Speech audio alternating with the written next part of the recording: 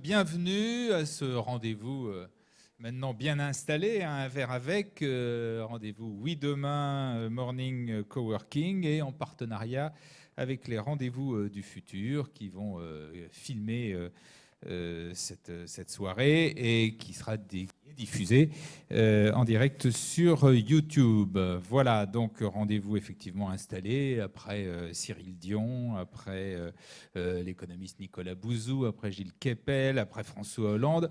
Eh bien, nous avons l'honneur, le plaisir de recevoir, d'accueillir ce soir Étienne Klein. La plupart d'entre vous le connaissent, tout le monde le connaît, mais enfin, donc je rappelle qu'il est physicien et philosophe des sciences. Enfin, il est d'ailleurs assez difficile à définir parce que vous touchez à beaucoup de choses, vous faisiez une réflexion sur beaucoup de thématiques, mais donc quand même au départ physicien et philosophe des sciences. Bon, votre parcours très vite, vous êtes passé par Louis le Grand, l'école centrale de Paris, vous êtes docteur en philosophie des sciences, vous avez été détaché au CERN, où vous avez participé comme ingénieur à la conception du grand collisionneur de particules européen, vous avez enseigné la physique quantique, la physique des particules et la philosophie des sciences à l'école centrale de Paris. Aujourd'hui, vous êtes au CEA, le CEA qui n'est pas, comme chacun pourrait le penser, le commissariat aux énergies atomiques, à l'énergie atomique, mais le commissariat, désormais, c'est toujours CEA, mais c'est commissariat aux énergies atomiques et aux énergies alternatives. C'est ça, hein, voilà. Je l'ai appris ce soir, je pensais que pour eux, le CEA, c'était toujours le CEA. Ben non, voilà. Ça s'est renforcé, si je puis dire. Alors, vous avez publié pas moins d'une quarantaine d'ouvrages depuis 1991. Le premier, c'était Conversation avec le Sphinx, dans des ouvrages autour des questions soulevées par la physique contemporaine, le temps en physique, les interprétations de la physique quantique. On vous posera peut-être la question tout à l'heure.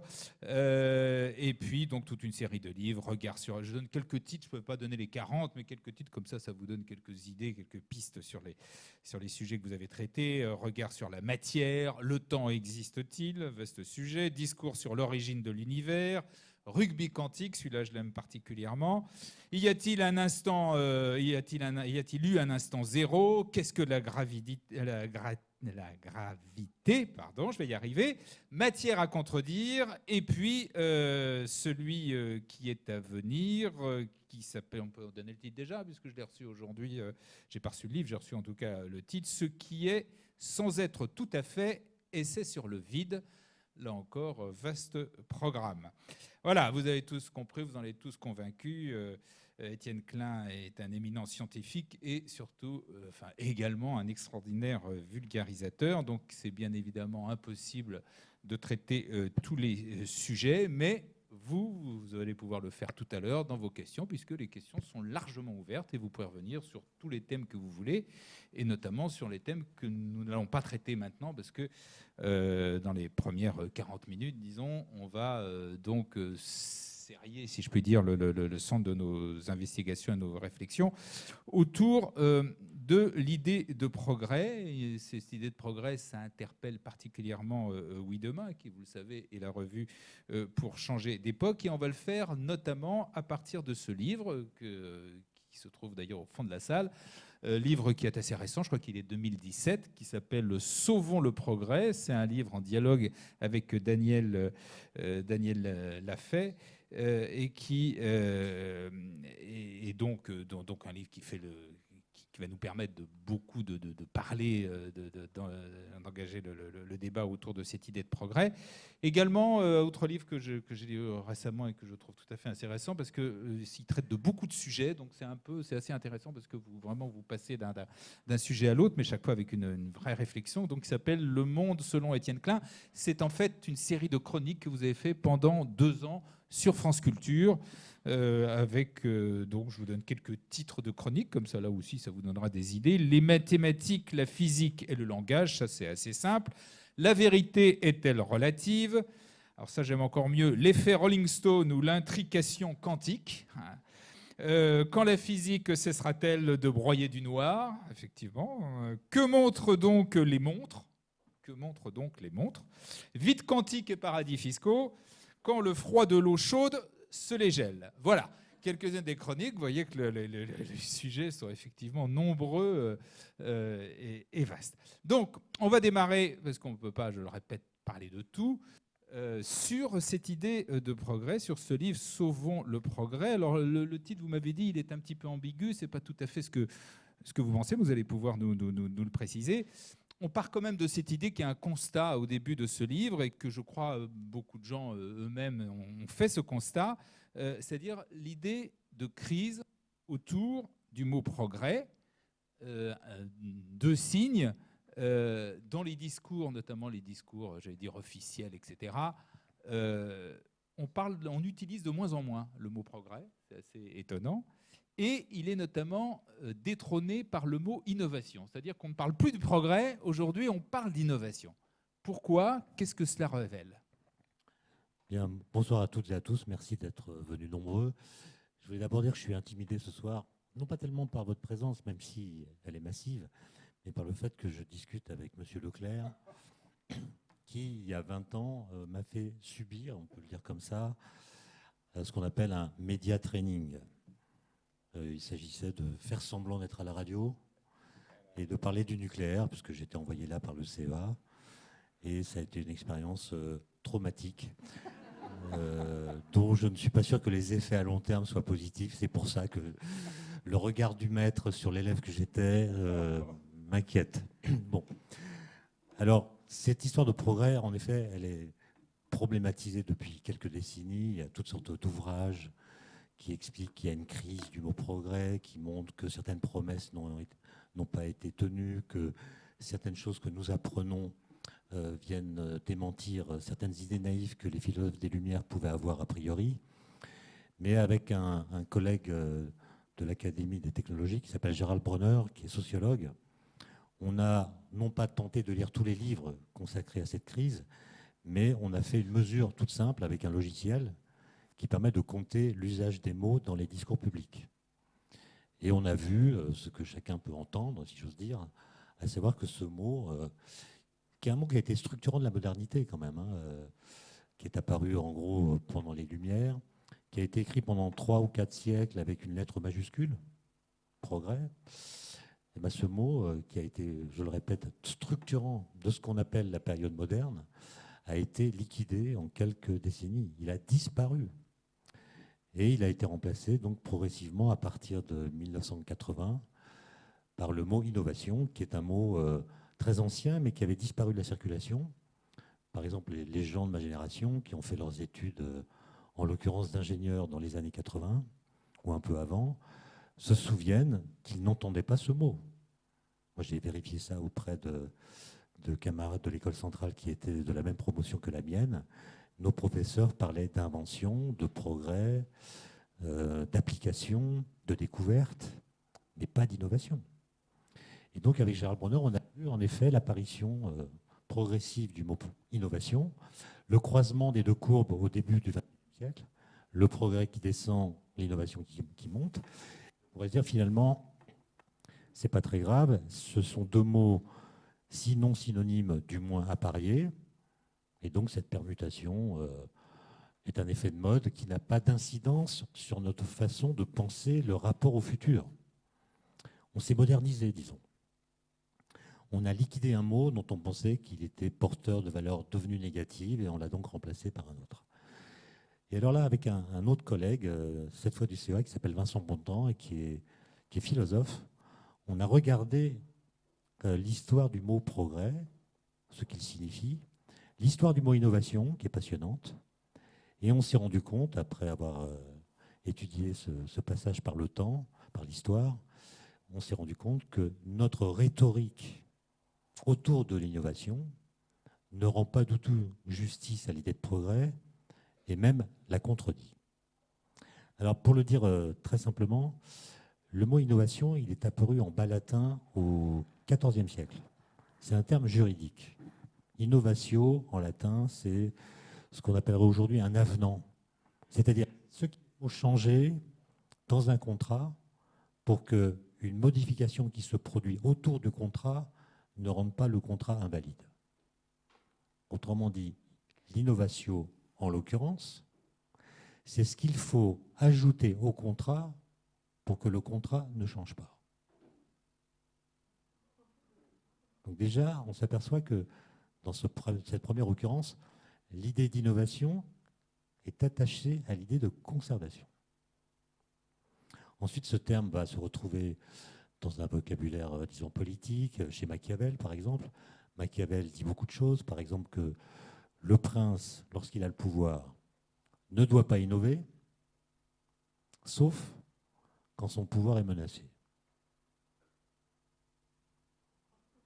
Donc il faut innover pour garder le pouvoir, tel qu'il est.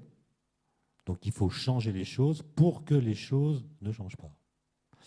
Ensuite, ce mot qui n'a aucune connotation technique jusqu'à Francis Bacon. Francis Bacon, c'est donc un philosophe du XVIIe siècle, anglais, écrit de nombreux ouvrages, notamment un qui s'appelle Essais et conseils civils et moraux, qui est publié en 1625. 1625, c'est donc avant le siècle des Lumières. Et dans ce livre, il y a un chapitre qui s'intitule « L'innovation ». Et il faut le lire. Parce que si vous ne savez pas qui l'a écrit, ni quand il a été écrit, vous pourriez penser que c'est un texte d'Alain Minck, de Jacques Attali ou de Nicolas Bouzou. Qu'est-ce que dit Bacon? Il dit que les forces du bien étaient maximales au départ, les forces du mal sont continues. Donc le temps qui passe est un temps corrupteur qui abîme les situations, qui dégrade les choses. Plus on s'éloigne de l'âge d'or, plus les conditions deviennent mauvaises. Comment empêcher que le mal l'emporte? Par l'innovation technique. Et il dit qu'il faut innover pour que finalement le monde ne se défasse pas. Il faut innover pour maintenir le monde tel qu'il est. Et il ajoute, il ne faut pas innover trop vite, car si on innove trop vite, l'innovation est perçue par la population comme une étrangère et est donc rejetée. Il ne faut pas non plus innover trop lentement, parce que si on innove trop lentement, les dégâts produits par le temps qui passe deviendront irréversibles, de sorte que les innovations auxquelles on pense ne pourront pas empêcher cette irréversibilité de se produire. Donc il conclut, il faut innover au rythme du temps. Ensuite, le progrès. Comment est-ce qu'il est défini? Alors il y a de multiples définitions qui ont en commun le fait de dire que croire au progrès, c'est accepter qu'on puisse relativiser le négatif. C'est-à-dire ce qui ne va pas dans une société, une entreprise, même une personne, une structure, n'est pas condamné à mal aller éternellement. Ce qui ne va pas, c'est au contraire ce sur quoi on peut travailler pour sortir ce qui ne va pas de sa négativité. Donc le négatif, au lieu d'être un absolu, devient le ferment du meilleur, puisque c'est ce qui va permettre de changer la situation en mieux. Alors, je vous interromps là parce que vous avez effectivement une réflexion qui est dans le livre tout à fait intéressante sur le risque. C'est-à-dire, vous dites que le risque a été longtemps considéré comme inhérent au progrès. Et vous citez cet exemple qui est formidable, j'ai trouvé, d'un accident de chemin de fer, donc au début du chemin de fer en 1851, je crois. Et il y a, c'est ça, quelque chose comme ça, ou enfin dans ces années-là, au milieu du 19e. Voilà, milieu et du 19e. il y a Lamartine qui fait un grand discours et qui dit il faut plaindre, donc il y a eu beaucoup de morts, hein, je ne sais plus, voilà. Il dit il faut plaindre les victimes, mais marchons vers l'avenir, c'est-à-dire... Voilà, et vous dites, ça c'est vraiment, de ce point de vue-là, les choses ont changé, c'est-à-dire qu'aujourd'hui, on a du mal, le progrès, on a du mal à accepter l'idée que le risque fait partie du progrès. Oui, alors en effet, c'est le premier accident de chemin de fer important en France sur la ligne Paris-Meudon. Tous les passagers sont morts, carbonisés. Et il y a eu des débats dans la presse. Est-ce que c'est vraiment intéressant de rouler en chemin de fer? Ça ne va pas plus vite qu'un cheval. Ça tue des gens. Est-ce qu'on a raison de parier sur ce nouveau mode de locomotion? Et en effet, Lamartine, qui était député à la Chambre, a pris la parole et a conclu en disant plaignons-les, il parle des victimes, plaignons-nous, nous sommes en deuil, mais marchons. C'était quand même bien avant la République en marche. Donc le slogan actuel est une sorte de plagiat. Bon. Et évidemment, aujourd'hui, un député qui tiendrait un tel discours après une catastrophe n'aurait aucune chance de pouvoir terminer son discours. Donc il y a là quelque chose qui montre que nous ne sommes plus prêts à payer le prix qu'impose le progrès. Ou plutôt, nous ne sommes plus prêts à accepter des sacrifices au nom d'une philosophie de l'histoire. Parce que comme le disait Kant, l'idée de progrès, c'est une idée doublement consolante et, ajoutait-il, sacrificielle. Alors qu'est-ce qu'il voulait dire par là? C'est consolant parce que vous avez configuré le futur d'une façon crédible et attractive qui vous permet de penser que pour vos enfants, la vie sera meilleure, même si vous-même n'en ferez pas nécessairement l'expérience. Et c'est doublement consolant, deuxième fois consolant, par le fait que l'idée de progrès donne sens aux sacrifices qu'elle impose. Alors pourquoi est-ce qu'elle impose des sacrifices? Tout simplement parce que le progrès n'est pas automatique. Et donc si vous croyez à une société, disons, meilleure, vous devez travailler pour la faire advenir. Et donc croire au progrès, dit Kant, et là je le dis plutôt avec les mots de Luc Ferry, croire au progrès, c'est accepter de sacrifier du présent personnel au nom d'un futur collectif. Il faut donc que le futur soit configuré, qu'il soit dessiné, qu'il soit représenté. Et il faut qu'il soit représenté d'une façon crédible, sinon, par définition, on n'y croit pas, donc on ne se sacrifie pas. Et puis attractive, pour que les sacrifices imposés aient un sens. Et c'est là que, pour finir ma démonstration tout à l'heure, l'idée de progrès, elle suppose que le temps qui passe est constructeur. Le temps qui passe est complice de notre liberté, de notre volonté. Il est notre allié, à condition qu'on fasse les choses proprement. Et donc, c'est à partir d'une certaine idée du futur qu'on décide d'agir. Alors que, aujourd'hui, quand on parle d'innovation, par exemple, lisez le texte écrit par la Commission européenne lorsqu'on a décidé de passer du traité de Lisbonne, qui voulait faire de l'Europe la société de la connaissance. On a laissé tomber la connaissance. Et on a dit qu'il faut devenir l'union de l'innovation en 2010. Lisez le texte qui fait 50 pages. Le mot innovation y est cité 307 fois, sans être nulle part défini. Et les premières lignes, c'est l'Europe est face à des défis qu'elle a identifiés, compétitivité des entreprises, vieillissement de la population, réchauffement climatique, raréfaction des ressources, etc. Et elle a compris qu'elle ne pourra relever ces défis que grâce à l'innovation. Autrement dit, moi j'ai évidemment rien contre l'innovation, je suis même pour. Mais cette rhétorique-là, qui s'appuie sur l'idée, comme chez Bacon, que le temps est corrupteur.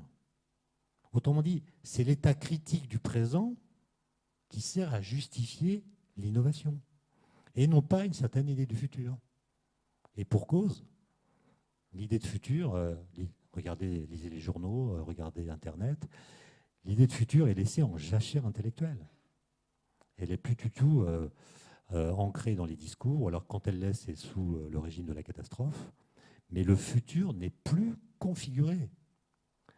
Ma génération, on est à peu près de la même, a été biberonnée à l'an 2000. Je veux dire, les magazines pour adolescents, toutes les semaines, nous expliquaient comment, en l'an 2000, on allait manger, communiquer, se déplacer, travailler.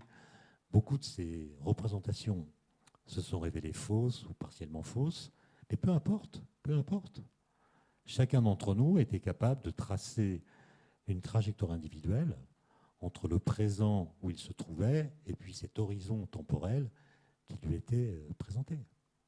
Aujourd'hui, les adolescents n'entendent jamais parler de 2100. En tout cas, il n'y a aucune représentation crédible pour la bonne raison que lorsque les scientifiques parlent du futur aujourd'hui, alors je ne parle pas des physiciens, je parle plutôt des gens qui travaillent sur le climat, ou sur l'énergie, ou sur la biodiversité, ou sur l'environnement. Quand ils parlent du futur, vous le savez comme moi, c'est des perspectives sombres. Autrement dit, l'idée de progrès est entrée en crise parce que lorsque nous parlons du futur de façon crédible, ce n'est pas attractif. Et quand nous en parlons de façon crédible, attractive, pardon, ça n'est pas crédible. Donc on est dans une forme d'impasse, puisque l'idée de progrès qui réclame une philosophie de l'histoire n'a plus de philosophie de l'histoire à sa disposition. Et c'est pour ça qu'on est passé d'une démarche de prospective à une démarche basée sur l'innovation, darwinienne on pourrait dire. On tente des trucs, on innove, puis on verra bien ce que ça donne. Et comme nous ne sommes pas capables de prévoir ce que feront nos actions, Paul Valéry l'avait déjà dit, hein, l'homme sait en général ce qu'il fait, il ne sait jamais ce que fait ce qu'il fait. Voilà. Et donc on a compris ça. Et donc on est incapable de dire comment sera le futur à partir de l'examen local de nos actions présentes. Et donc il faudrait, et je ne sais pas comment faire, à mon avis, c'est un peu la conclusion du livre. Moi je ne dis pas qu'il faut sauver le progrès, donc c'est en cela que le titre ne me convient pas, mais ce que je dis, c'est que, ce que je propose, c'est qu'au lieu de liquider cette notion au motif qu'elle aurait été balayée par le XXe siècle, qui aurait trahi tous les embrayages automatiques qu'on avait pu imaginer entre progrès scientifique, progrès technique, progrès matériel, progrès politique, progrès moral. On sait que ça n'a pas marché comme ça, l'embrayage n'est pas si efficace. Mais plutôt que de liquider l'idée de progrès, si on y croit, de la soumettre à elle-même. C'est-à-dire de faire progresser l'idée de progrès. Après tout, on n'a aucune raison de cesser de la penser au motif que les philosophes des Lumières l'ont pensée. Dans leurs écrits, on peut détecter des naïvetés incroyables. Le XXe siècle nous a déniaisés. Il nous a appris des choses. Par exemple, il nous a appris que par des boucles nouvelles et inattendues, nous allons de plus en plus dépendre de choses qui dépendent de nous. Climat, etc. Je n'ai pas besoin de donner beaucoup d'exemples, vous les avez en tête. Ça veut dire que comme nous ne sommes pas capables de prévoir ce que nous allons faire, sachant que ce que nous allons faire va jouer dans la situation future, nous ne sommes pas capables de prédire le futur. Et ça, c'est une situation un peu critique, puisqu'il n'y a plus d'idéologie, et nous avons compris que les ressorts de la prédiction se sont en partie cassés par le fait que le futur va dépendre de nous. Nous sommes, oui, vous dites exactement, nous sommes dans un présentisme furieux, ce qui est assez amusant, et on l'est en plus particulièrement, dites-vous, en France. Il y a une problématique française en matière de progrès scientifique, une sorte de dépression alimentée par le sentiment de la perte, et ce qui n'existe pas du tout, dites-vous, ou du moins beaucoup moins, en tout cas, en Allemagne, en Grande-Bretagne, en Italie, et encore moins en Chine ou en Corée du Sud, où là, au contraire, c'est toujours l'enthousiasme pour le progrès. Comment expliquer ce malheur français, si je puis dire ? Moi, je ne suis pas historien, ni sociologue, ni psychologue, hein, mais j'en ai discuté avec un économiste qui m'avait dit que c'était un effet lié à la collaboration. On trouvait que la France est un pays dans lequel on n'a pas confiance dans l'autre. Alors, il y a des tests qui le montrent. Par exemple, on demande à un Français qui a perdu son portefeuille dans la rue, quelle est, à son avis, la probabilité qu'il le retrouve au commissariat. Le Français va dire presque zéro. Le Danois, il dit 100%. Donc il y a une confiance dans l'autre qui n'existe pas chez nous, dont les origines mériteraient d'être davantage étayées que ce que je viens de faire. Simplement, il y a eu un sondage récent, assez étonnant, qui montre qu'en France, seulement 16% des jeunes souhaitent vivre dans le futur. Ce qui est d'ailleurs... je ne sais pas où ils vont aller d'ailleurs, parce que je ne suis pas sûr qu'ils aient le choix. Mais ça, c'est quand même une très bonne illustration du présentisme que vous évoquez. C'est-à-dire, on est bloqué dans le présent au sens où, si on vous proposait de retourner dans le passé, il y a beaucoup de gens qui disent que c'était mieux avant, etc.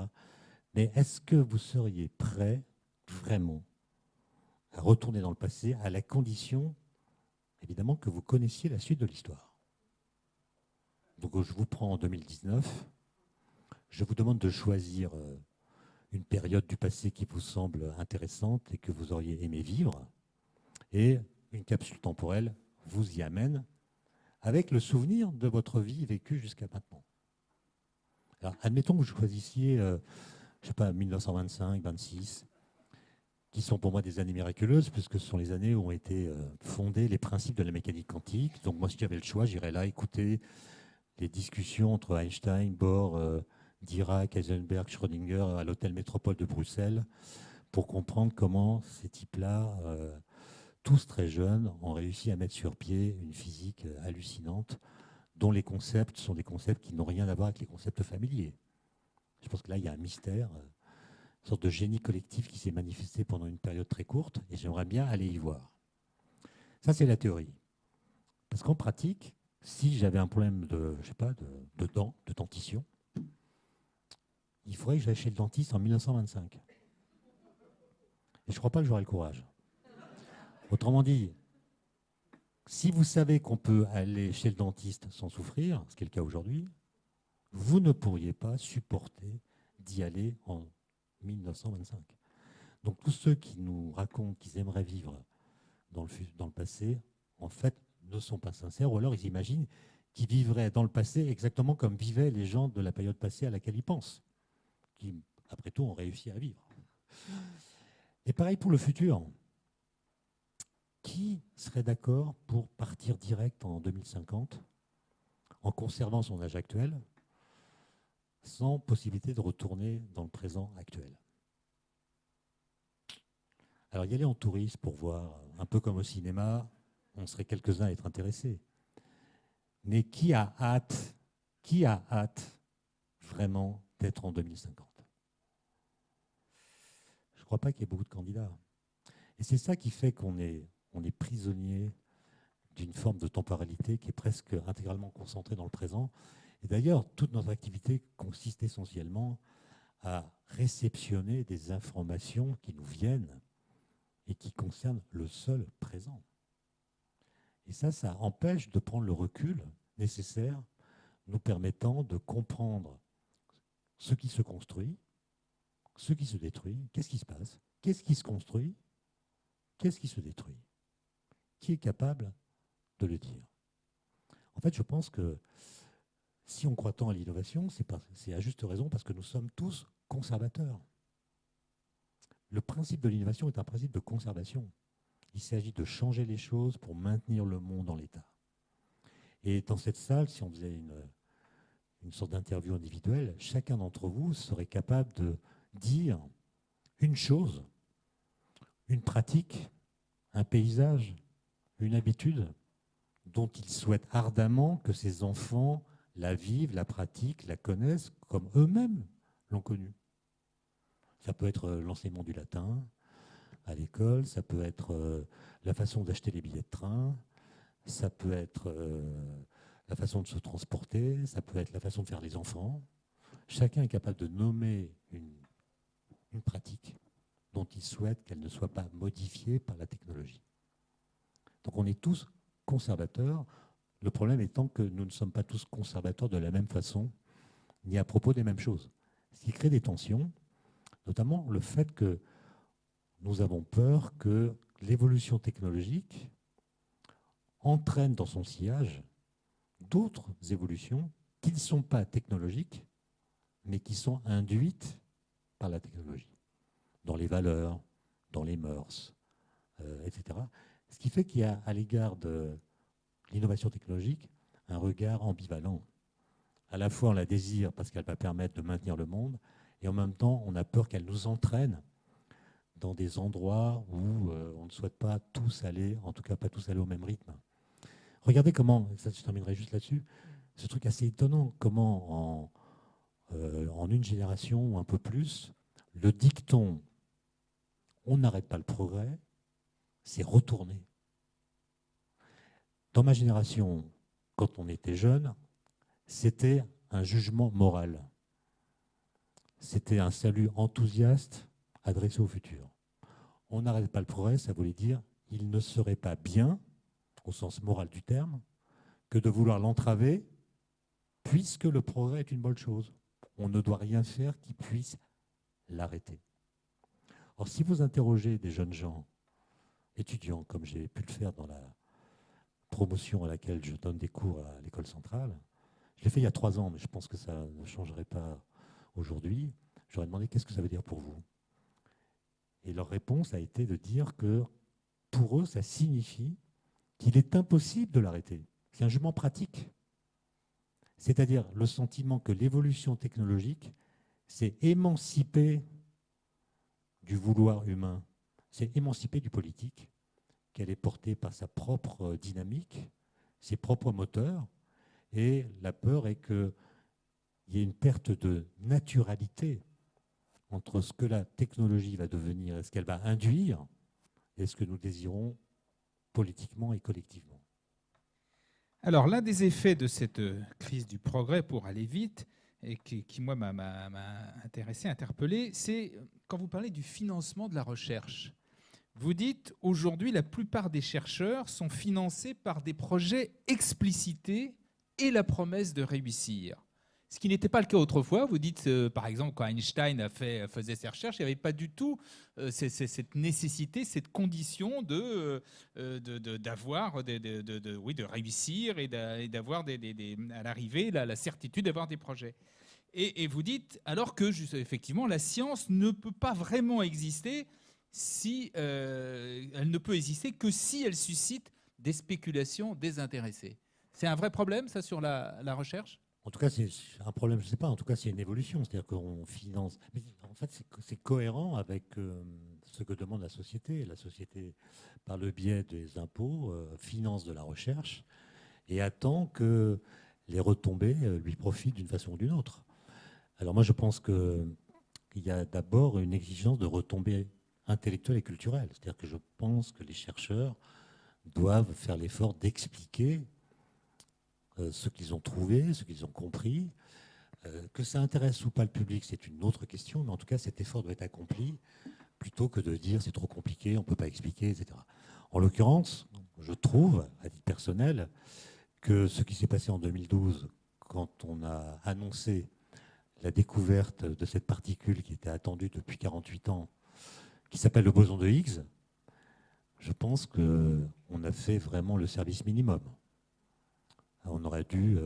Après tout, si la connaissance a une valeur, si elle a une valeur par le seul fait qu'elle ait une connaissance, pas par le fait qu'elle est utile.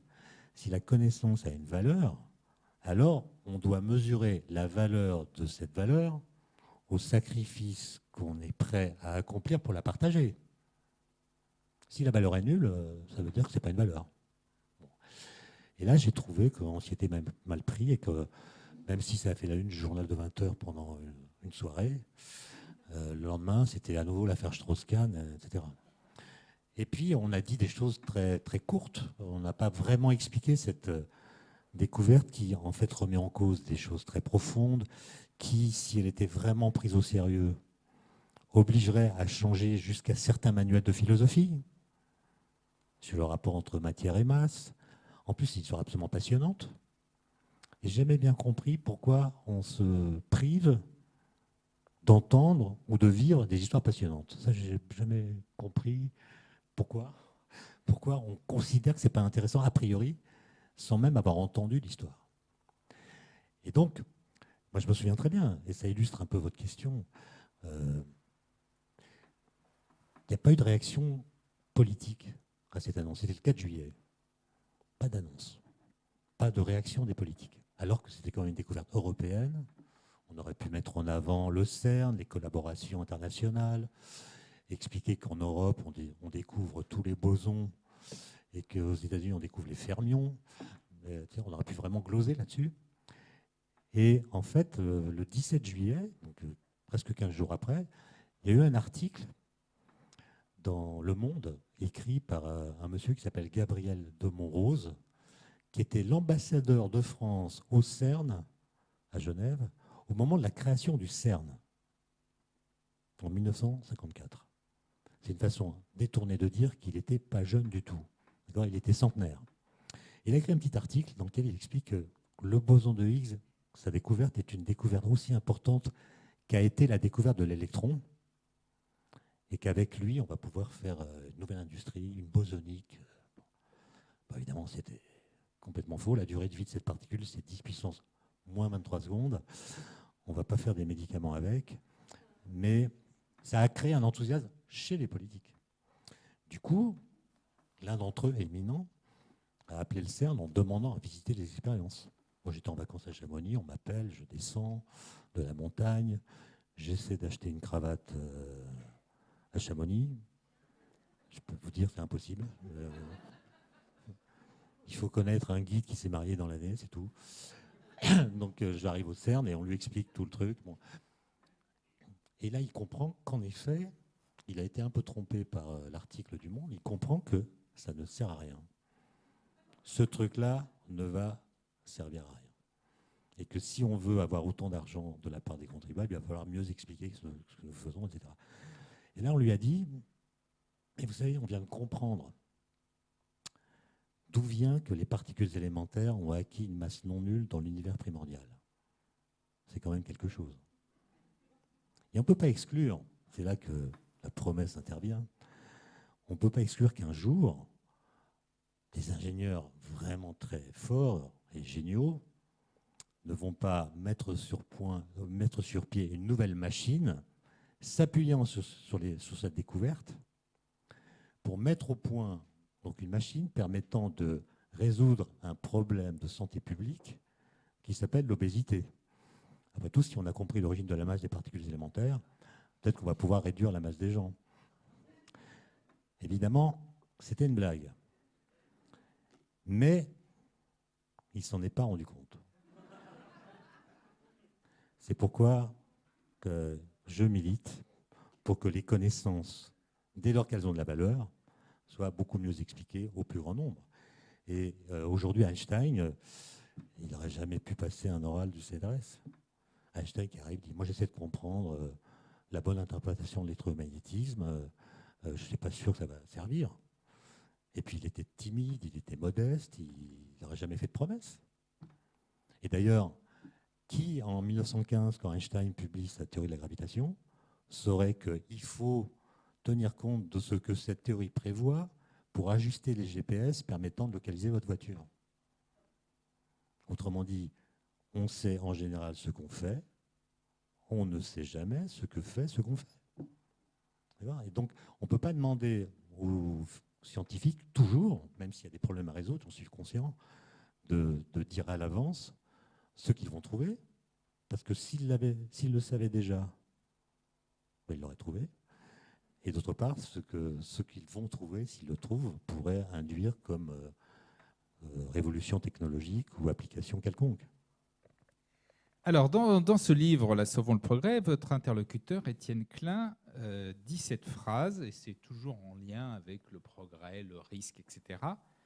La France, et là je pense que ça va intéresser en particulier tous les lecteurs de Oui Demain, la France a commis l'irréparable en constitutionnalisant le principe de précaution, un principe qui bloque, fige, fossilise. Est-ce que vous êtes d'accord avec ça? Alors moi, j'ai jamais dit ça. Hein, j'ai bien dit, c'est lui, c'est Denis Lafay qui le dit. Hein. Mais non. Comme c'est dans l'introduction du livre, je crois, effectivement, j'aimerais bien savoir quelle est votre non, mais votre je pense qu'on ne peut pas être contre la précaution. Enfin, la prudence, aider un enfant à traverser la rue, ça s'appelle de la prudence. Et être prudent en montagne, c'est des choses qu'on peut difficilement attaquer. Donc, s'agissant d'un principe qui est devenu constitutionnel, je pense qu'il aurait fallu choisir un autre mot, parce que justement, le mot précaution est un mot du langage commun dont la définition dans la Constitution n'est pas fidèle à l'acceptation courante. En gros, on dit quand il y a incertitude, il faut faire des recherches, autant que possible, d'une façon qui soit économiquement acceptable, afin de trancher les questions qui restent posées. Bon. Le problème, c'est que ce principe de précaution, qui est une incitation à faire de la recherche, est maintenant plutôt utilisé pour qu'on arrête la recherche. Il a un double statut, en fait. Il a le statut que je viens de définir, et puis un statut, disons, plus journalistique, si vous me permettez, où on invoque le principe de précaution, non pas pour réduire les risques, mais pour réduire l'anxiété. Or, réduire l'anxiété à propos d'une question et réduire les risques à propos de cette question, c'est deux choses qui n'ont rien à voir. Rien à voir. Et donc là, il y a quelque chose qui me semble le pervertir et confondre des ordres qui devraient être maintenus séparés. Évidemment, quand il y a de l'anxiété, il faut agir. Mais ce n'est pas forcément par la précaution comme celle-ci qu'on peut le faire. Par exemple, non, je ne vais pas donner d'exemple parce que celui qui va me sortir, c'est un exemple politique qui va me valoir des ennuis. Regardez les mesures que nous avons prises après les attentats. Voilà. Est-ce qu'elles avaient pour but de réduire les dangers ou est-ce qu'elles avaient pour but de réduire l'anxiété? Je vous laisse réfléchir là-dessus. Je vous propose maintenant de vous donner la parole. Moi, j'ai encore beaucoup de questions à poser, mais j'imagine que vous en avez aussi. Donc, soit dans la suite de ce qu'on vient de dire, soit éventuellement sur d'autres sujets. Qui veut poser la première question? Et si personne ne veut poser la première, on passe directement à la seconde, comme on dit. Qui veut intervenir? Allez-y, monsieur. Alors, je ne sais pas comment ça se passe. Voilà, il y a un micro baladeur, comme on dit. Alice vous apporte. Oui, bonsoir, David Focht. J'ai une petite remarque sur ce que vous disiez tout à l'heure entre le progrès et l'innovation. 1980 qui faisait un peu, comment dirais-je, la séparation entre ces deux périodes. Et finalement, j'ai l'impression que ce que vous dites, c'est une perception relative des choses, enfin, du bonheur en l'occurrence. Parce que pour quelqu'un qui est né, enfin, qui a connu 1945, donc qui sort de la guerre, une période difficile, la perception de l'instant, c'est la difficulté de la vie. Et donc forcément, relativement, le futur sera positif. Donc forcément, après 45, on parlait de la notion de progrès. D'accord ? Après, dans la mémoire collective, on est arrivé en 80. Et puis, tout le monde a eu l'impression qu'on avait mangé pendant 30 ans notre pain blanc. Et on a basculé dans cette notion, finalement, d'innovation. Et qui disait quoi? Qui disait ce que vous disiez tout à l'heure, que la perception d'un instant, c'est le bonheur absolu. On a bénéficié de 30 ans de progrès et qu'on sentait au fond de nous-mêmes que ça s'arrêtait et que fatalement, la notion relative de la perception du futur sera forcément négative par rapport à celle qu'on vivait sur l'instant, quoi. Et donc finalement, cette notion est tout à fait... la notion du temps qui passe, c'est une sorte de sinusoïde, quoi. Voilà, c'est ce que... C'était un peu ma conclusion sur ce que vous aviez expliqué tout à l'heure. Merci. Ouais, je suis d'accord avec vous, hein, il y a eu sans doute cet effet-là, mais c'est difficile d'analyser ceci simplement en termes cycliques. Hein. Il n'est pas sûr qu'on revienne à la situation psychique qui était celle dont on parle pour les 30 glorieuses que vous avez évoquées. Rien ne le garantit. Et puis il y a peut-être un effet, mais alors pour le coup, qui est purement numérologique. C'est l'an 2000. 2000, c'est un compte rond, c'est un changement de siècle. C'est un changement de millénaire. Et j'ai l'impression qu'on a considéré ce passage temporel un peu comme un alpiniste considère le sommet d'une montagne qu'il est en train de gravir. C'est-à-dire, tant qu'on est dans la phase d'ascension, on est mobilisé, on est attentif, on est dynamique, on a un objectif bien défini, on atteint le sommet, et une fois qu'il est atteint, après quelques minutes de pseudo-extase au sommet, il faut redescendre. Et la redescente, qui est donc la période qui vient après, est perçue comme quelque chose qui nous éloigne de notre objectif. Et donc, on associe cette phase-là à une forme de descente, un peu comme on parle de descente après la prise d'une drogue. Hein. Une descente qui nous éloigne, qui ressemble à un déclin. Et à partir de cette situation, il devient difficile de reconstruire un horizon projectif qui soit crédible, comme pourrait l'être l'an 2100, par exemple, ou 2050. Mais je pense que créer un horizon projectif crédible sans une philosophie de l'histoire et sans une science, par exemple, qui puisse dire des choses enthousiasmantes, c'est très, très difficile. Mais, après tout, la donne est en train de changer. Donc c'est assez excitant. C'est une période intéressante. Et la question, c'est comment retrouver les moyens de penser un futur, même s'il n'est pas attractif, d'une façon qui tienne compte de nos connaissances. Pour moi, c'est ça l'enjeu. Comment organiser politiquement un projet de société qui tienne compte de nos connaissances, alors que ceux qui essaient de continuer à vendre le progrès d'avant, en général, méprisent ou contredisent les connaissances que nous avons, notamment sur le changement climatique. Merci, oui, allez-y. Bonsoir. J'ai le sentiment que l'approche anxiogène ou décliniste ou un peu pessimiste que vous abordez, elle est très franco-française et que les GAFA ou la vision dans d'autres pays est beaucoup plus optimiste et beaucoup plus ambitieuse sur l'avenir que ce qu'on connaît nous ici. Mais moi, j'essaie de décrire la situation telle que je la ressens, ça ne veut pas dire que je la partage. Autrement dit, je pense que la question de l'optimisme ou du pessimisme est une mauvaise question. Jean d'Ormesson disait un optimiste, c'est un type qui fait ses mots croisés avec un stylo bille.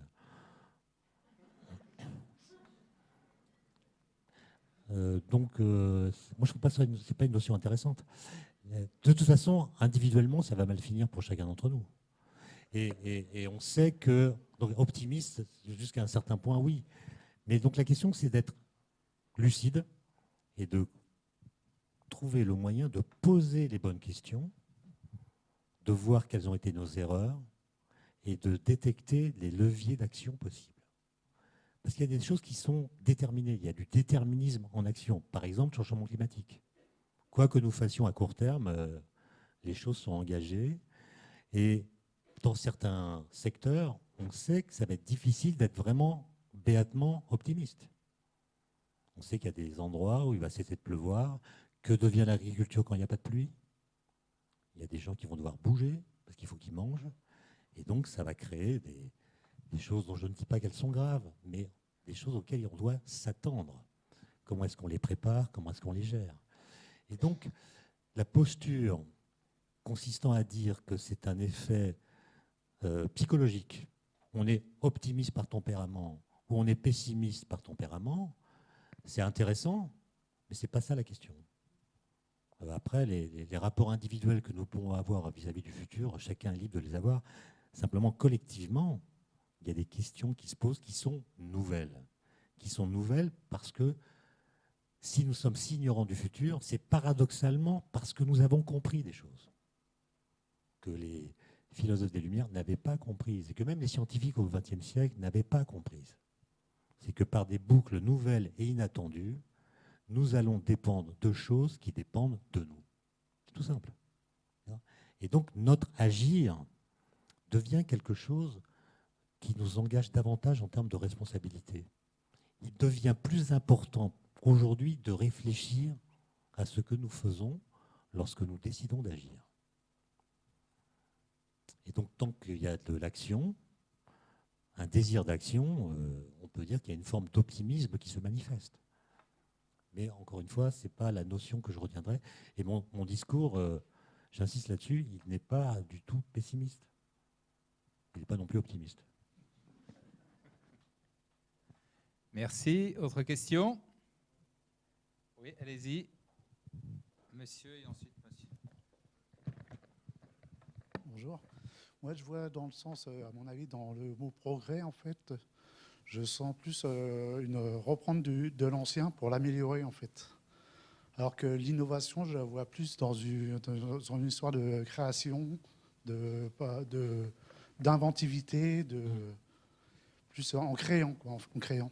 Non, mais vous avez raison, l'innovation, c'est la créativité. On incite les gens à découvrir ou à inventer sans s'appuyer sur l'existence, sans imposer. Alors que dans l'idée de progrès, on assimile ce qui nous vient du passé, les connaissances, et on essaie de les faire fructifier.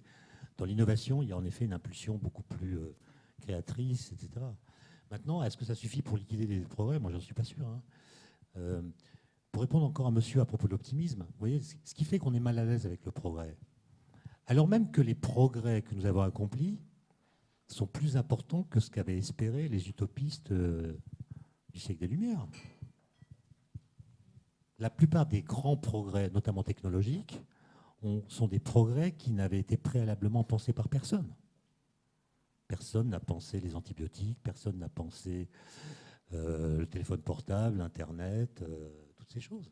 Donc ça va bien au-delà de ce que les utopistes avaient imaginé. D'ailleurs, si vous voulez soumettre l'idée de progrès à une critique qui permette de voir ce qu'il faut changer pour le faire progresser, ben vous faites une expérience de pensée qui consisterait à mettre dans une capsule temporelle les pères fondateurs de l'idée de progrès. Diderot, d'Alembert, peut-être Descartes, je vous laisse compléter, et vous les amenez directement en 2019.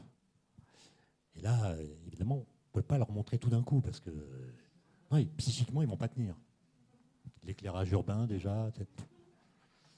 Donc, on leur fait une petite visite organisée. On les amène, je ne sais pas moi, dans une classe de terminale, suivre un cours de mathématiques. Déjà, ils vont découvrir que l'enseignement est obligatoire. Descartes va découvrir qu'en terminale, on apprend le calcul matriciel. Lui, il ne sait pas ce que c'est. Des équations différentielles. Il ne sait pas ce que c'est. Donc il va découvrir qu'à 17-18 ans, les jeunes gens ici en savent plus en mathématiques que lui. Enfin, il sait des choses que... Bref, ce n'est pas complètement symétrique. Je ne suis pas en train de dire que les élèves de terminale sont plus géniaux en maths que Descartes. Mais ils vont être éberlués. Parce que ça, ils ne l'avaient pas prévu. Ensuite, vous les amenez au CERN. Vous leur faites visiter la fameuse expérience et vous leur expliquez que des physiciens ont pu faire une découverte qui correspond à une découverte philosophique négative. Une découverte qui vient changer le discours philosophique sur un certain nombre de questions. Vous êtes éberlués. Etc., etc. Vous prolongez le voyage organisé comme vous le souhaitez. Mais il y a un truc qui va les choquer quand même. Et je pense qu'ils ne vont pas comprendre. C'est si un soir d'hiver dans Paris, ils voient des gens dormir dans la rue. Là, ils ne vont pas comprendre. Et c'est ça qui fait que notre rapport au progrès est malaisé. C'est tout simplement que au XVIIIe siècle, quand on pense progrès, on pense au genre humain. C'est le genre humain dans son entier qui va en bénéficier, temporellement, au cours du temps donc, et spatialement. Le progrès va diffuser dans l'espace. Et s'il ne diffuse pas assez vite, on va l'aider par la colonisation. La colonisation. D'accord ? Et c'est ça qui a fait faillite. Autrement dit, on voit que les inégalités dans les conditions de vie sont beaucoup plus élevées qu'à cette époque-là. Et c'est ça qui nous rend embarrassés. On n'est pas à l'aise avec ça. Et c'est vous tous qui êtes à Paris, j'imagine que vous n'êtes pas à l'aise avec ça. D'accord ? Ça nous pose un problème. Comment se fait-il qu'on puisse aller sur la Lune et que des gens dorment dans la rue ? Voilà. Et c'est ces questions-là qu'il faut poser pour refonder un projet de société qui redonne un sens à ce mot sans le travestir en une forme d'idéologie qui tourne à vide. L'idée de progrès a une belle anagramme qui est le degré d'espoir.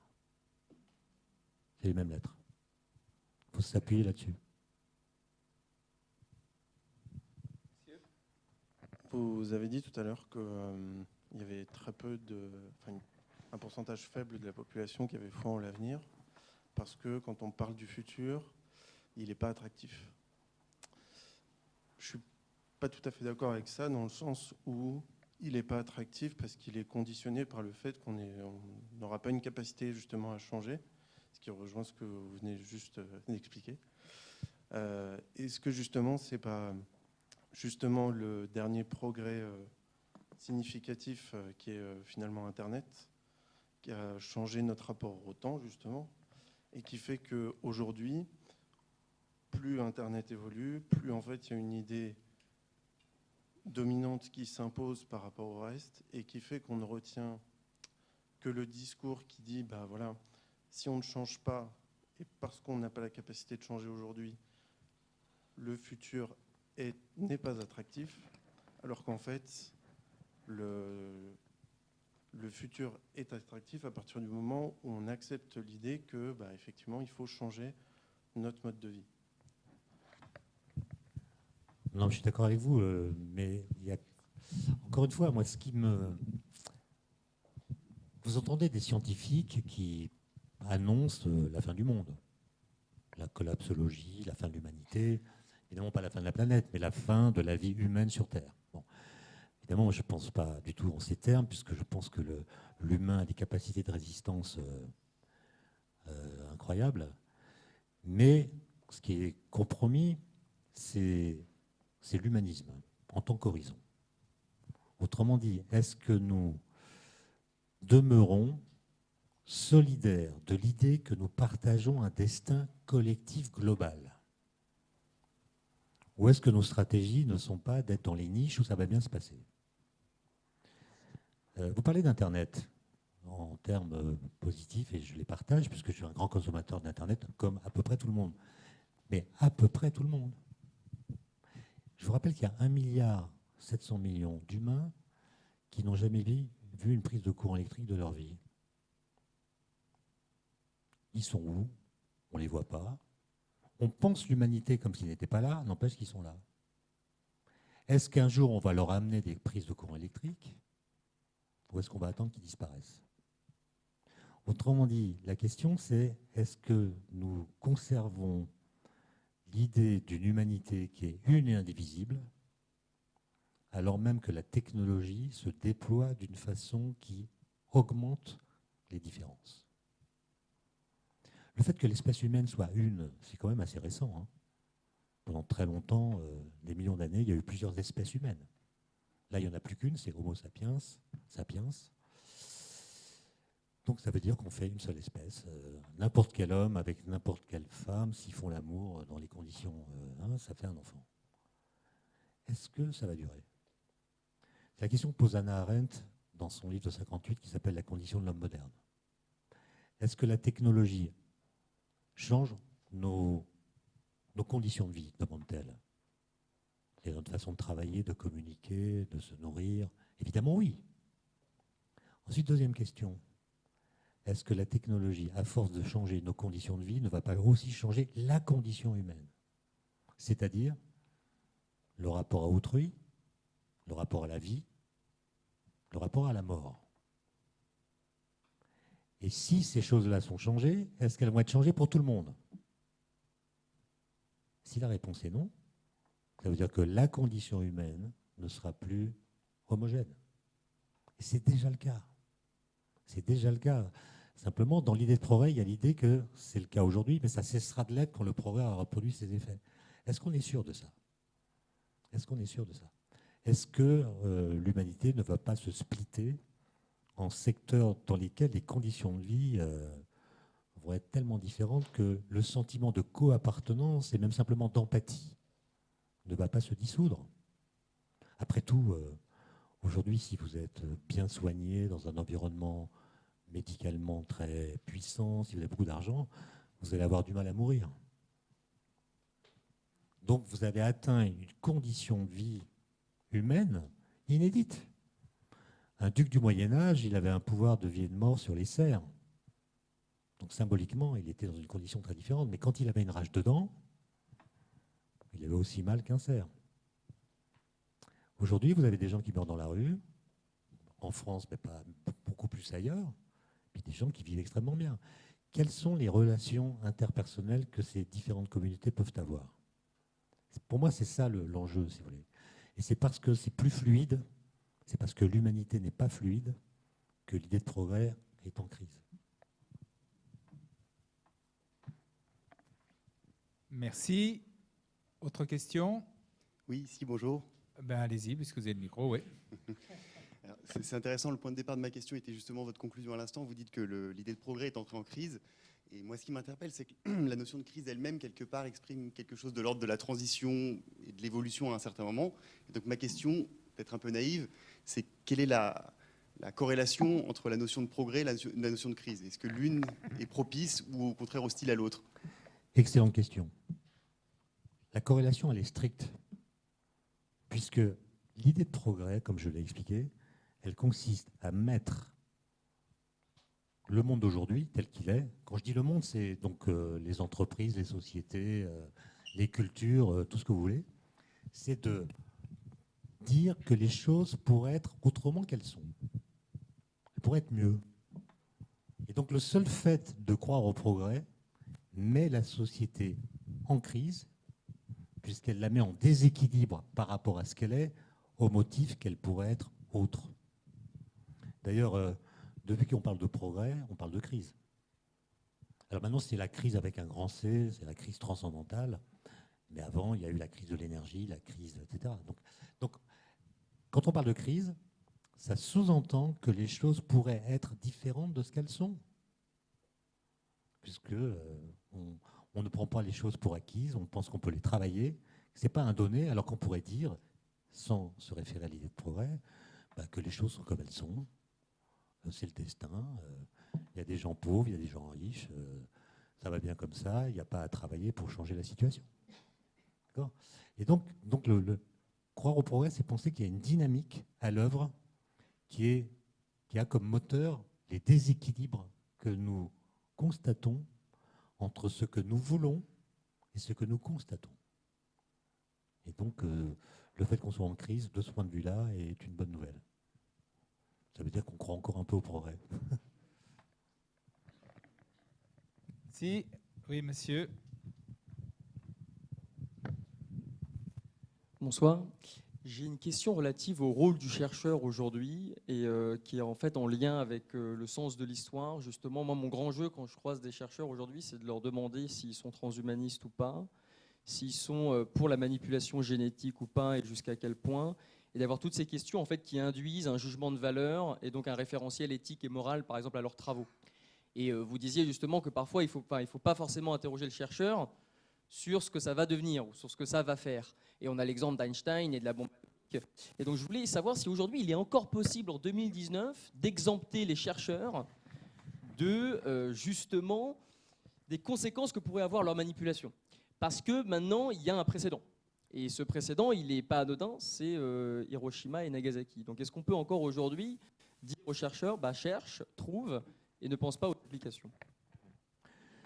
Évidemment, très bonne question, mais vous avez parlé des transhumanistes. Ceux que je connais ce sont des gens qui croient au chaos, enfin au collapse. C'est des gens qui pensent que c'est fichu. C'est des survivalistes. Et donc toute leur stratégie, c'est de survivre dans un univers où l'humanité ordinaire sera dévastée, ne pourra plus respirer, se nourrir. Et eux cherchent des niches dans lesquelles ils pourront se réfugier. Ils achètent des terres en Nouvelle-Zélande. C'est des gens complètement paniqués. J'en connais un qui vient de se faire opérer des yeux parce qu'il craint que bientôt il n'y ait plus d'opticien. Donc c'est quand même des gens qui sont complètement paniqués, quoi. C'est un discours complètement mortifère. Ça, c'était juste pour le... Einstein, la bombe, juste un truc. Présenter Einstein comme le père de la bombe atomique, excusez-moi, c'est une hérésie. D'accord ? Sous prétexte qu'il a écrit E = MC2. Il a écrit cette formule en 1905. On connaît l'uranium depuis la Révolution française, 1789. Donc s'il suffisait d'avoir de l'uranium et E = MC2 pour faire des bombes atomiques, on en aurait fait pendant la Première Guerre mondiale. Quand est-ce qu'on commence à parler de bombes atomiques ? En 1938. Donc ce n'est pas la physique quantique, ce n'est pas la relativité générale ou restreinte qui ont fait que cette idée a germé dans l'esprit de certains savants. Donc Einstein n'est pour rien. C'est simplement la découverte qui a été faite par hasard en 1938, au mois de décembre, par des Allemands qui ont montré que des neutrons qui percutent de l'uranium-235 coupent l'uranium en deux et ça produit de l'énergie. Okay, ça, c'est pas Einstein qui l'a prédit, personne ne l'avait prédit. Et c'est à partir du moment où on découvre par hasard la fission d'un isotope particulier de l'uranium, avec réaction en chaîne possible, que l'idée de bombe atomique surgit en janvier 1939. Et là, c'est l'emballement. Okay, donc ça n'a rien à voir avec E = MC2. Si je laisse tomber un capuchon, j'augmente son énergie cinétique en le laissant tomber, j'augmente sa masse. D'accord ? Donc c'est une formule universelle, mais on l'associe à la bombe pour une raison tout à fait marginale, qui est qu'en juillet 1946, le magazine Time a célébré le premier anniversaire de la première bombe atomique, qui était un essai lancé dans le désert du Nouveau-Mexique en juillet 1945. Et il y a un champignon atomique, il y a le visage d'Einstein très triste, il y a E = MC2 écrit dans le nuage, et le titre c'est Einstein le cosmoclaste, le destructeur de l'ordre. Einstein n'y est pour rien. Ce qu'il a fait, c'est que sous la pression de ses amis hongrois, j'insiste là-dessus parce que j'en ai marre des légendes, il a écrit une lettre à Roosevelt dans laquelle il dit « Les Allemands ont de l'uranium et ils ont de bons physiciens. » Voilà. Donc les Allemands vont être capables de faire des bombes atomiques depuis qu'on a découvert la fission. Et Einstein, il a mis du temps à comprendre la fission. Il a fallu que des gens viennent lui expliquer à Princeton. Il avait du mal avec les interactions nucléaires. Donc il a écrit cette lettre comme on écrit une lettre en tant que lanceur d'alerte. Il n'a jamais travaillé à la bombe atomique, il n'a jamais été associé aux travaux. Quand elle a explosé au-dessus d'Hiroshima, il l'a su par la radio et il a été complètement catastrophé. Donc en faire le père de la bombe, c'est vraiment injuste. Maintenant, je reviens à votre question. Évidemment, vous ne pouvez pas demander aux chercheurs de dire à quoi seront utilisées par la société ou par d'autres chercheurs les découvertes qu'ils pourront faire. Et donc, si vous ne voulez pas être exposé à des situations où se présentent des possibilités nouvelles que vous ne désirez pas, il n'y a qu'une solution, c'est d'arrêter la recherche. Mais, ça ramène à la précaution et au risque. On est toujours très prompt à évaluer et à détecter les risques qui sont associés à ce que nous faisons, mais jamais à ce que nous ne faisons pas. Voilà. Il y a des risques associés au fait de ne rien faire. Et ces risques, dans certains cas, sont colossaux. Mais on ne perçoit que les risques qui sont liés à nos actions, et c'est sur elles qu'on va concentrer notre attention, exercer des critiques. Voilà. Par exemple, construire des centrales pour faire de l'énergie, ça expose à des risques. Ne pas en construire, aussi. On a une grande panne d'électricité en France pendant 5 jours. Pas de courant dans une ville comme Paris. Ça fait quoi en termes de rapport humain? Est-ce que vous pensez que ça va être la solidarité, l'amour christique? Non, ça va être des viols, des pillages, de la barbarie, comme on le sait, quoi. D'accord? Donc, la notion de risque doit être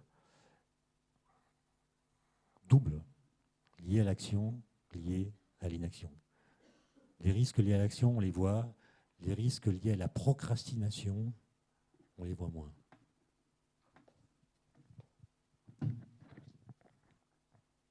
Oui, madame devant, puis également madame ici. Dominique Lemondet. J'ai été un peu choquée, enfin entre guillemets, par le fait qu'on n'a pas de vision d'avenir. Vous disiez, pas comme on avait en 1980, où on voyait un avenir en 2000, etc. Et que là, en 2100, on ne voit pas très bien où on va. Qui devrait avoir cette vision d'avenir? Est-ce que ce sont les politiques? Est-ce que ce sont les chercheurs? Et si ce sont les politiques, est-ce que vous ne pensez pas, est-ce qu'on pourrait penser qu'ils ont intérêt à ce que les gens soient plutôt dans la société de consommation et dans le jour, dans le présent, plutôt que dans la réflexion de se dire, tiens, on ne sait pas où on va, qu'est-ce qu'ils font, qu'est-ce que font nos dirigeants? Normalement, merci pour cette question, mais elle est quand même délicate, parce que normalement, c'est le projet du politique. Mais le politique, il est un peu comme le reste, c'est-à-dire il est sommé de corriger les problèmes ou de résoudre les problèmes du présent. Il intervient là où un problème se pose, etc. Ce qui le rend mal placé pour configurer le futur sur des temps très longs. Et d'ailleurs, s'il le faisait, et j'en connais qui tentent de le faire, qui les écoute? Qui les écoute? Qui les écoute? Alors, donc là, il y a un problème de... Moi, je pense qu'on est dans une forme de crise. Et les crises, on ne peut pas décider d'en sortir comme ça. Et le temps qu'il faudra attendre pour qu'on reconfigure un projet, qu'on trouve des méthodes nouvelles pour instaurer des débats publics qui soient pertinents et qui débouchent sur des conclusions qu'on puisse mettre en œuvre, ça va demander certaines pratiques, parce qu'aujourd'hui, ça ne marche pas bien. Même quand on se concentre sur les questions purement scientifiques, en ce moment, il y a par exemple un débat national en France sur les déchets nucléaires. Est-ce que vous avez entendu parler? Est-ce que ça vous intéresse? Moi, je suis allé à une de ces conférences à Caen le 17 avril dernier. Débat national, hein, gros budget, etc. Il y avait 80 personnes dans la salle. Sur les 80, il y avait 20 organisateurs. Et puis les autres, c'était des militants. Et ça a très vite cacophoné et il n'y a pas eu de débat. Et puis récemment à Lille, ça a été interrompu par des opposants. Donc on ne sait pas pratiquer le débat public sur des questions qui nous divisent. Ça devient tout de suite une guerre de tranchées au sein de laquelle on ne peut pas argumenter. Et l'argumentation, c'est quand même très précieux. Moi, ce qui m'inquiète, c'est peut-être le seul sujet sur lequel j'affirme éprouver de l'inquiétude. Moi, j'ai 61 ans, c'est beaucoup et pas beaucoup, mais j'ai quand même vu, de mon vivant, la disparition de l'argumentation dans les débats publics. La disparition de l'argumentation. Maintenant, on dit un truc, les gens aiment ou aiment pas, mais sans argumenter. Ça me terrifie. Ça me terrifie parce que l'argumentation, c'est quand même la plus belle chose qu'on ait inventée, que les philosophes ont inventée, que les scientifiques ont repris à leur compte. Et que devient une société dans laquelle on ne trouve plus les occasions d'argumenter qui sont, on le sait, chronophages. Donc on n'a pas le temps d'argumenter, donc on va au but, on agresse, etc. Et c'est pas très intéressant. Et du coup, on a un rapport à ce que nous entendons ou à ce que nous lisons qui est purement émotionnel. Comme si, alors même que nous continuons à dire que nous aimons la vérité, en réalité, nous déclarons vraies les idées que nous aimons. Il suffit qu'une idée nous plaise pour qu'on la déclare vraie. Autrement dit, dès qu'elle nous plaît, les barrières d'esprit critique s'annulent et on adhère. Ce qui fait qu'il y a beaucoup de journaux, je crois, qui ont abandonné la rubrique où ils dénonçaient les fake news. Ils se sont rendus compte que ça n'intéressait personne. Pourquoi ? Parce que quand on fait circuler une fake news, c'est pas du tout parce qu'on considère qu'elle est vraie, c'est le fait qu'elle nous plaît et qu'on aimerait qu'elle soit vraie. Et c'est presque suffisant pour qu'on la considère vraie. Et si ensuite quelqu'un vient vous dire c'est pas vrai, bah, vous êtes passé à autre chose et ça ne vous intéresse pas vraiment qu'on ait déconstruit les origines de cette fake news. Donc moi je pense que la première phase, ça va être de réinstaurer des méthodes de débat public. Je sais que des gens y travaillent. Hein. Comment organiser un débat public pour que ça intéresse les gens, pour que le droit de savoir qui est légitime en démocratie se convertisse en désir de connaître. Parce que réclamer le droit de savoir, c'est facile. Mais faire l'effort de connaître pour pouvoir exercer une responsabilité éclairée dans les débats publics, c'est une autre affaire. Et monsieur m'interrogeait sur le rôle des chercheurs aujourd'hui. Il y a un rôle qui me paraît, en tout cas moi je compte m'y consacrer, crucial dans ces histoires-là. C'est le fait que les canaux de communication aujourd'hui font circuler en leur sein, donc dans les mêmes canaux, des informations, des croyances, des connaissances, des opinions, des commentaires, des fake news. Alors je sais bien que dans toute connaissance, il y a un peu de croyances, que certaines croyances sont des connaissances, mais il y a quand même une différence statutaire entre connaissances et croyances. Mais le fait qu'elles circulent dans les mêmes canaux fait que leurs statuts respectifs, qui sont pourtant distincts, se contaminent. Et quand on a affaire à une connaissance, on dit tiens, est-ce que ce n'est pas une croyance des scientifiques ? Quand on a affaire à une croyance, on dit tiens, est-ce que ce n'est pas un truc qui en fait porte une connaissance ? Et ça devient vraiment une pagaille.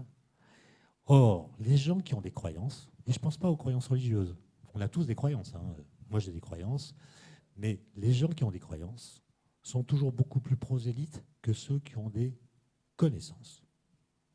Et donc sur Internet, les croyances s'expriment plus que les savants. Voilà. Donc ça crée un déséquilibre. Et si on ne fait rien, bah, les croyances sur tous les sujets, y compris les croyances qui sont réfutées par des connaissances, vont l'emporter. Et donc il n'y a qu'une chose à faire, à mon avis, c'est une bataille perdue. Hein. Enfin, la guerre, à mon avis, c'est fichu.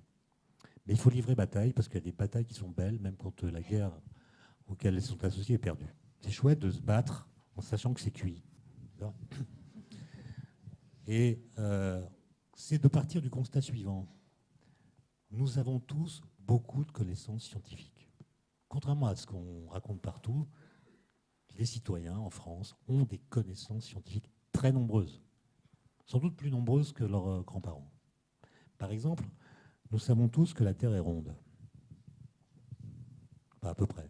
En tout cas, elle n'est pas plate. Nous savons que l'atome existe. Nous savons que l'univers est en expansion. Nous savons qu'il existe d'autres galaxies que la nôtre. Tous les Français à peu près savent qu'il existe des exoplanètes. Maintenant, quand vous demandez aux gens qui ont ces connaissances comment, dans l'histoire des idées, ces connaissances sont apparues, c'est-à-dire quand vous leur demandez ce qui a fait que ces connaissances ont acquis le statut de connaissance plutôt que celui de croyance, il n'y a plus grand monde. Par exemple, qui sait dire comment on a su que la Terre était ronde? En fait, on l'a toujours su. Je veux dire, il y a toujours eu des gens qui savaient que la Terre était ronde. Aristote le savait. On a retrouvé des textes indiens de 1500 avant Jésus-Christ où c'est dit, d'accord, les gens avaient remarqué que quand il y a une éclipse de lune, il y a une ombre sur la lune qui est l'ombre de la Terre. Cette ombre, elle est toujours circulaire. La seule forme géométrique qui est une ombre circulaire, c'est la sphère. Et puis il y a d'autres arguments, etc. Donc on le sait depuis toujours. En tout cas, on l'a su bien avant de le voir. Or, beaucoup de mes étudiants, il y a même d'autres personnes politiques récemment qui sont imprudemment comparés à Galilée, défini comme étant celui qui a démontré que la Terre était ronde. Donc il y a quand même beaucoup de gens qui pensent que Magellan est parti sur une Terre plate, dans l'angoisse de tomber au bord du truc. Non mais c'est effrayant. C'est-à-dire le fait que nous ayons une très mauvaise connaissance de nos connaissances fait qu'en fait nous les traitons comme des croyances reçues par des arguments d'autorité. Depuis quand est-ce qu'on a pu voir que la Terre était ronde? Depuis 1956, date à laquelle un satellite a pu photographier l'intégralité de la Terre. Et 56, c'est quand même marrant. C'est aussi l'année où a été créée aux États-Unis l'Association des Amis de la Terre plate. Donc à partir du moment où vous avez une vraie photo, il y a des gens qui vous disent que c'est un trucage, etc. Il y a une photo d'un trou noir qui a été publiée il y a quelques semaines. Bon, je pense que bientôt, il va y avoir l'Association des Amis de l'inexistence des trous noirs.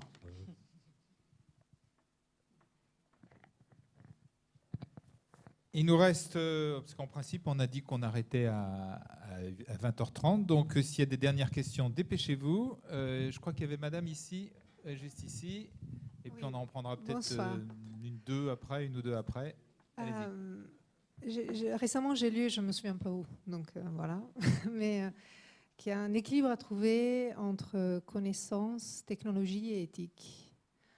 Le dialogue scientifique est toujours assez riche. Le dialogue technologique explose. Qu'en est-il du dialogue éthique? Qu'est-ce qui se passe et quel est l'équilibre que vous voyez, vous, entre ces trois composantes? Alors l'éthique, c'est un exercice délicat. Pourquoi? Parce que les questions éthiques n'ont pas de solution. Voilà, l'éthique, ça consiste à partir d'une situation concrète et à essayer de l'élever à un niveau où elle va devenir une question philosophique, éthique. Et par définition, ces questions-là n'ont pas de solution. Et si on parle d'éthique plutôt que de morale, c'est parce que par exemple, vous pouvez lire les livres de morale de Kant, par exemple, ou bien même la morale religieuse. Elle ne donne pas de réponse aux questions nouvelles que pose la technologie.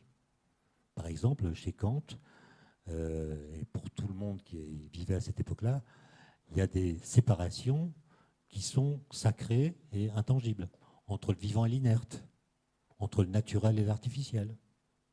Or, aujourd'hui, on sait qu'on peut hybrider ces choses, que les frontières en question sont poreuses. Donc, des nouvelles questions se posent. Vous pouvez mettre dans le corps humain vivant, donc, des artifices inertes ou technologiques qui vont pallier des fonctions déficientes de l'organisme. Donc, vous mettez de l'artificiel dans le naturel ou dans le vivant. Jusqu'à quel point? Quels sont les organes que vous considérez comme sacrés, intouchables?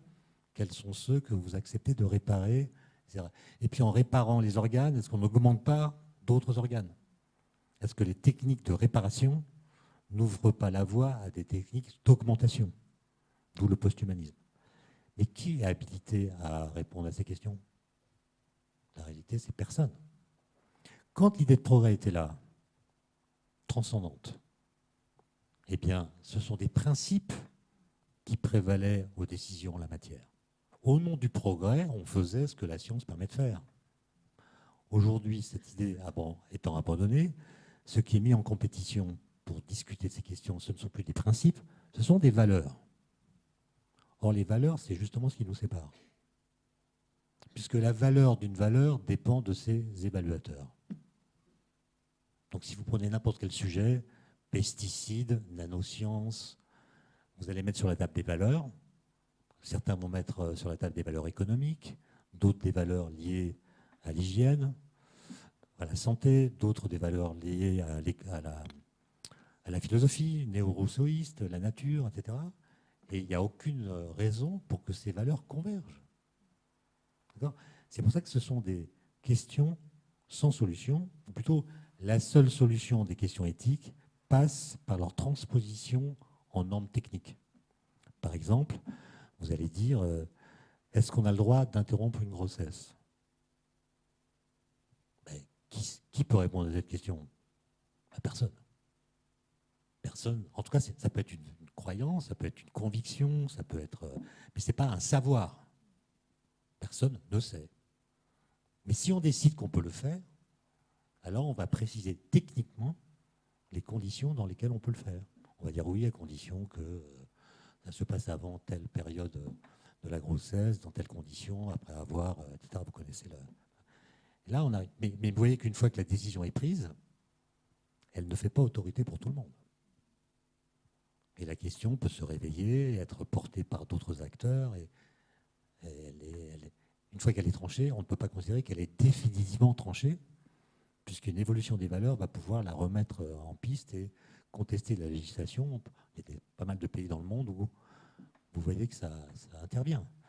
Et donc, se consoler en disant il y a des problèmes technologiques qui induisent des questions éthiques, donc on fait appel à des éthiciens et ça résout le problème, non, c'est une tension. C'est une tension. Et la seule façon d'avancer, à mon avis, c'est ce qu'on appelle l'éthique normative continue, c'est-à-dire on avance, on prend des décisions, on écrit des lois, et constamment on regarde en quoi les lois correspondent, en bien ou en mal, aux situations qui se présentent. C'est un énorme travail. Et c'est comme si on était soumis à une sorte de contrôle continu. D'accord ? Et les activités de contrôle deviennent prédominantes dans les sociétés postmodernes comme la nôtre. Là, il va falloir qu'on arrête. Donc, allez-y, peut-être, madame. Bonsoir. Je ne résiste pas à vous poser la question de savoir quelle est votre définition de la conscience aujourd'hui et si cette définition a changé depuis ces dernières années, par exemple. Moi, je suis pas neurologue. Oui, j'entends bien. La conscience humaine, vous voulez dire? Oui. Mais vous savez, on tourne en rond avec ces trucs-là parce qu'on oppose la matière inerte et la matière consciente ou vivante, mais c'est toujours des définitions qui se renvoient la balle. Par exemple, on va dire la matière inerte, c'est la matière qui est non pensante, qui n'a pas de conscience, etc. Et puis, on va dire que la conscience, c'est ce qui n'est pas que matière. Enfin, voilà. Donc, on a une définition de la conscience qui repose sur la définition de la matière, qui elle-même repose sur la définition de la conscience. Donc, on est mal parti. Mais je pense que la grande question qui se pose à propos de la conscience, comme elle se pose à propos de la vie, c'est est-ce que la conscience ou la vie se résume à leur substrat matériel? Autrement dit, est-ce qu'une meilleure connaissance du cerveau, et vous savez qu'en ce moment, les connaissances sur le cerveau se déploient à une vitesse incroyable grâce à des nouvelles méthodes, est-ce qu'une compréhension parfaite du cerveau, par exemple, expliquerait l'origine de la conscience ou n'expliquerait que l'activité cérébrale? Est-ce qu'une meilleure connaissance de la biologie expliquerait la vie, ou est-ce qu'une meilleure connaissance de la biologie n'expliquerait que les phénomènes biologiques? Autrement dit, est-ce que la conscience, la physique de la conscience, si j'ose dire, bénéficie ou non d'une extraterritorialité par rapport à la physique? Ou est-ce que la conscience, ou bien la vie, pour prendre cet autre exemple, ont des lois qui soit sont émergentes par rapport au substrat physique, soit sont autres que les lois physiques? Et ça, je ne suis pas sûr qu'on soit capable d'y répondre rapidement. Notamment parce que, c'est un peu votre question, la conscience ne peut pas vraiment se définir. Elle peut se caractériser, mais elle ne peut pas vraiment se définir. Regardez d'ailleurs les débats actuels sur la situation de M. Lambert. D'accord ? C'est autour de définition de la conscience, de ce qu'elle est, de ce qu'elle pourrait devenir, de ce qu'elle est devenue, que les débats portent principalement. Bon, comme on dit, le temps qui nous est imparti est atteint. Vous allez pouvoir, Étienne Klein va signer pour tous ceux qui en veulent son livre à la fin. Je vais simplement terminer par une question qui nous permet de revenir un petit peu, d'une part, je n'allais pas dire atterrir, mais revenir à des préoccupations assez immédiates. Et en même temps, que vous avez déjà un petit peu d'aller un peu plus loin par rapport à ce que vous avez évoqué tout à l'heure quand vous parliez du mélange aujourd'hui un peu partout entre croyances, connaissances, fake news et perte de l'argumentation. Et vous avez écrit, je vous cite, « Le Brexit et l'élection de Trump m'ont décidé à m'engager pour faire rempart au discrédit jeté sur les vérités des sciences et lutter contre la post-vérité ». Je voudrais que vous en disiez un tout petit peu plus. Mais c'est ça la guerre qui est perdue. Mais il faut livrer bataille. Mais c'est évidemment fichu. Parce que Trump, on l'accuse de mensonge. Mais c'est une erreur. C'est pas un menteur, parce qu'un menteur, il connaît la vérité. D'accord ? Ah oui, un menteur, il connaît la vérité. Donc un menteur, c'est quelqu'un qui sait où est la vérité. Il ne l'honore pas. Il la trahit même, mais il sait où elle est. Alors que Trump, pas du tout. Il ne sait pas où c'est. En fait, il est indifférent à la vérité. C'est plutôt ça. Et il produit des discours dont il sait qu'ils vont plaire à ceux qui ont envie que ces discours soient vrais. Voilà. Et donc, il est plutôt quelqu'un qui pratique ce que les Américains, et vous comprenez, appellent le bullshit, que le mensonge. Et donc, la question, c'est comment, dans ce système, faire en sorte que le bullshit n'ensevelisse pas la connaissance. Comme il est beaucoup plus intense et offre beaucoup plus de séduction, c'est fichu.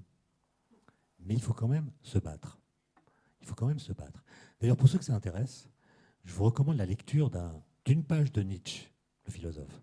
Dans ce livre qui s'appelle « Humain trop humain », il y a une page qui l'intitule « L'avenir de la science ». Et Nietzsche, qui a écrit ça en 1871, il décrit exactement ce qui se passe aujourd'hui. C'est hallucinant. Il dit notamment « Le goût du vrai va disparaître à mesure qu'il donnera moins de plaisir ». Il dit par exemple que quand on fait de la science, on est beaucoup plus intéressé par la science que quand on l'apprend. Il donne l'exemple de la table d'addition. Quand on apprend la table d'addition, 1 plus 1 égale 2, etc. Je ne me souviens plus de la suite. On apprend ça par cœur, c'est un peu ennuyeux.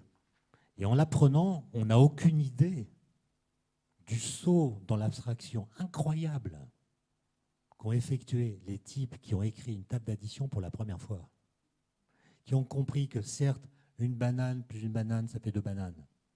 Une pomme plus une pomme, ça fait 2 pommes. Mais qu'on peut abstraire l'idée d'addition de l'idée de chose, c'est incroyable.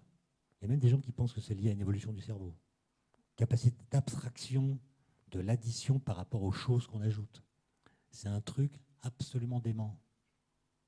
Mais quand vous apprenez votre table d'addition, ça vous passe complètement au-dessus de la tête. Alors que si on apprenait la table d'addition en rappelant ce saut dans l'abstraction, les gamins seraient complètement scotchés. C'est-à-dire, on leur apprend ça comme un truc évident, alors que c'est un truc absolument prodigieux. Et donc, pour revenir à la post-vérité, moi je pense, et c'est ma conclusion, qu'il y a ce courant philosophique qu'on appelle le relativisme, qui n'a rien à voir avec la relativité d'Einstein. Hein. Le relativisme, c'est l'idée que les connaissances sont relatives, elles dépendent de la culture, du contexte, elles sont historiques, fragiles, etc. Et évidemment, il y a un bon relativisme. C'est comme le cholestérol. Le bon relativisme, c'est celui par lequel vous voyez que les grandes idées de la science ne sont pas apparues hors sol. Ce n'est pas des petits génies qui sont connectés au ciel des idées. Il y a un contexte, il y a un problème, il y a des intelligences qui rencontrent des problèmes particuliers et ça fait tilt. Et donc, mais le contexte joue un rôle. Par exemple, Einstein, en 1905, il est au bureau des brevets à Berne. Il examine les brevets électromagnétiques pour synchroniser les horloges à distance. S'il n'avait pas fait ça, peut-être qu'il n'aurait pas eu les idées qui l'ont mené à la théorie de la relativité restreinte. Mais au bureau des brevets, il y avait d'autres gens que lui. D'accord? Donc il ne suffit pas d'être dans l'air du temps pour avoir les bonnes idées. Il faut aussi être Einstein. Bon, bref. Mais le contexte joue un rôle. Et l'erreur du relativisme radical, le mauvais relativisme, c'est celui qui considère que ce qui est né dans un contexte particulier, en termes de connaissances scientifiques, demeure éternellement rivé au contexte de son apparition. Non, la relativité d'Einstein s'est émancipée de Berne en 1905 pour devenir la théorie universelle de l'espace-temps en physique. Donc elle a une valeur de vérité bien plus grande que dans le contexte où elle est apparue. Et donc ça, c'est quand même très difficile de faire passer cette idée dans un contexte où, en effet, la post-vérité, les fake news, les rumeurs viennent contaminer le débat. Il y a juste, si j'ai encore une minute, il y a un auteur anglais qui s'appelle Bernard Williams, qui a écrit un livre traduit en français sous le titre « Véracité et vérité ». Lisez ce livre, c'est absolument, il l'a publié en 2006. Il explique que nos sociétés postmodernes sont parcourues par deux courants de pensée contradictoires l'un avec l'autre, qui normalement donc devraient se combattre et même s'annihiler mutuellement, mais qui, en raison d'un effet pervers, se renforcent l'un l'autre. Le premier, c'est ce qu'il appelle le désir de véracité.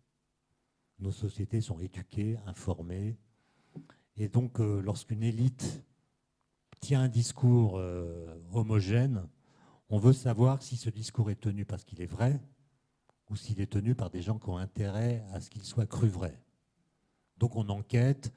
En gros, on ne veut pas être dupe. On ne veut pas être dupe. Et ça, c'est plutôt sain en démocratie. Donc le désir de véracité, c'est le souci de ne pas être dupe. Évidemment, dans ses formes pathologiques, qui va vers la théorie du complot, etc. Mais à un certain niveau, il est parfaitement sain et défendable. Mais ce que montre Williams, c'est que ce désir de véracité, qui normalement devrait servir l'idée de vérité. Après tout, si vous faites des enquêtes, c'est pour connaître la vérité. Mais de façon très pernicieuse, ce désir de véracité aboutit à un déni de vérité. C'est-à-dire, quand vous tombez sur une vérité, vous allez considérer qu'elle est culturelle, contextuelle, éphémère, sociale, relative. De sorte que vous allez défaire l'idée qu'il puisse y avoir des vérités assurées. Et c'est comme ça que le désir de véracité induit un relativisme absolu, si j'ose dire, qui fait que chacun se fait sa petite vérité sans la confronter aux vérités des autres. L'anagramme de vérité, de la vérité, c'est malheureusement relative. Merci beaucoup, de magnifiques anagrammes dans cette soirée. Merci. Donc, vous avez rendez-vous pour... merci, vous pouvez applaudir, oui. Je crois que c'était passionnant. Donc, vous avez rendez-vous pour un verre ici. Et puis, bien évidemment, pour ceux qui le souhaitent, pour un livre, une dédicace d'Étienne Klein ou l'achat également de Oui Demain, le nouveau numéro de Oui Demain, qui est absolument passionnant comme tous les autres, mais en particulier celui-là. Merci à tous.